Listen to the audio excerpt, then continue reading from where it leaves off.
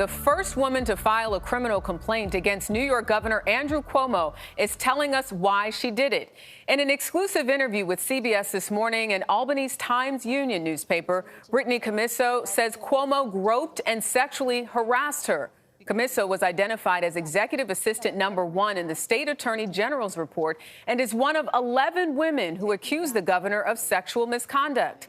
Cuomo denies all their allegations. Commisso says the governor broke the law and, in her words, needs to be held accountable. To me, this was a dream job, and it unfortunately turned into a nightmare. 32-year-old Brittany Commisso started working as an executive assistant in New York Governor Andrew Cuomo's office in 2017. Nearly 4 years later, she's the woman known as Executive Assistant Number 1 in the New York Attorney General's report into allegations of sexual harassment by the governor. In the report, you're known as Executive Assistant Number 1. I am executive assistant in the governor's office, but I am also a mother, I am a daughter, I am a friend, I'm a colleague. I am more than executive assistant number 1. She says Governor Cuomo groped her twice, the first time on New Year's Eve, December 31st, 2019, at the governor's mansion. I had to go over to the mansion to help the governor with a State of the State speech. I wasn't there late. I did my final edit, and while I was upstairs in the office, the governor said, "Why don't we take a selfie?" So his suggestion, you say? Yes. With your phone? With my phone. I then felt, while taking the selfie, his hand go down my back onto my butt, and he started rubbing it. Not sliding it, not, quickly brushing over it, rubbing my butt. And did you ask him, what are you doing? Well, this was while I was taking the selfie. I became so nervous that my hands were clearly shaking, and a lot of the photos that I was snapping were completely blurry. I showed him them, and he said, "Oh, those aren't good." And he said, "Why don't we go sit on the couch, and we can take a better one." So you sat on the couch? I sat on the couch because I thought to myself, okay, I don't think on the couch that he would have a way to just do what he just did. So I felt safer, actually, on the couch. And in the photo, I have my arm wrapped around his shoulder, almost as if, we were taking a picture with a buddy. And that is the one that has been blurred out, that has been now released to the public. The governor has denied that he put his hand on Commisso's bottom during the selfie. Commisso alleges that the governor groped her a second time at the governor's mansion in November of 2020. So he gets up and he goes to give me a hug. And I could tell immediately when he hugged me, it was in probably the most sexually aggressive manner than any of the other hugs that he had given me. It was then that I said, Governor, my words were, "You're going to get us in trouble." And I thought to myself, that probably wasn't the best thing to say, but at that time, I was so afraid that one of the mansion staff, that they were going to come up and see this and think, oh, is that what she comes here for? And that's not what I came there for, and that's not who I am. And I was terrified of that.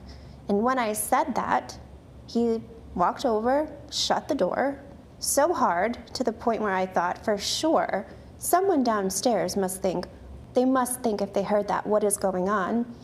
Came back to me, and that's when he put his hand up my blouse and cupped my breast over my bra.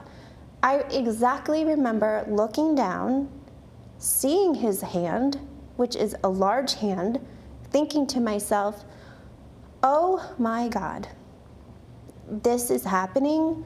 It happened so quick. He didn't say anything. When I stopped it, he just pulled away and walked away. I want to read to you what the governor said, quote, "To touch a woman's breast, who I hardly know, in the mansion, with 10 staff around, with my family in the mansion, to say I don't care who sees us, I would have to lose my mind to do such a thing." Reading that is disgusting. It's simple. I know the truth. He knows the truth. I know what happened, and so does he. For more than 3 months, she says she didn't tell anyone until she watched Governor Cuomo's press conference on March 3rd. But this is what I want you to know, and I want you to know this from me directly. He almost has this smirk that he thinks that he's untouchable. That was the tipping point. I broke down. I said, he's lying. I felt like he was personally saying it to me. I never touched anyone inappropriately. Yes, you did. Yes, you have. And not only yes, but one of them is me. And that's when I broke down. I told my coworkers a little bit. And there were 2 people you told this to at the time? Yes. Why did you file that criminal complaint with the sheriff's office? Because it was the right thing to do. The governor needs to be held accountable. Being held accountable to you means seeing the governor charged with a crime. What he did to me was a crime. He broke the law. Commisso says she's thankful to the other accusers for giving her the strength to come forward. There was a time when between my personal life and this, it was too much. People don't understand. It's the governor of the state of New York. He is a professional fighter. And I think people should know that it hasn't been easy.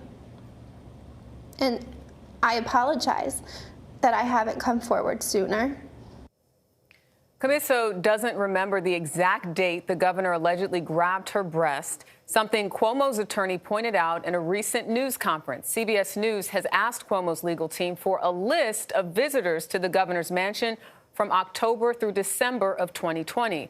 Cuomo's personal attorney, Rita Glavin, also says the governor did not grope or sexually assault Commisso and questions the fairness of the state AG's report, claiming it omitted evidence that was favorable to the governor. So this is a classic case of he said, she said, but she is standing by everything that you heard in that interview.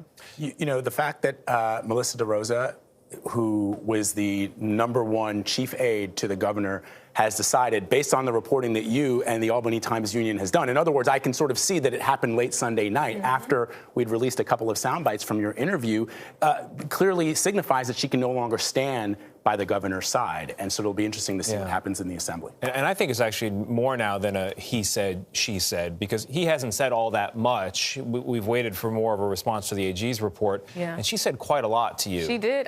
But he continues to say that didn't happen. Yeah. His personal attorney over the weekend did a 45-minute interview on another network and basically said it's not true. And that based on the report, which we have right here, all 165 pages, that there were questions. But there's no question about what Brittany Commisso says happened to her. She's very clear about that. And from the interview that you just did, I think you can see why the New York Attorney General said that these were credible reports. And you really understand the predicament that if the allegations are true, the governor would put people in. He's got so much power. They are employees of the state and of him. When she says, you're going to get us in trouble, that line really rings true. And now you've got everybody from the president of the United States on down to the Democrats here in New York State. That's right. That are calling saying, for him to resign. Extraordinary situation. Well, you can see more of our interview on Paramount Plus and CBSNews.com and the Instadoc Executive Assistant #1 Cuomo Accuser Speaks.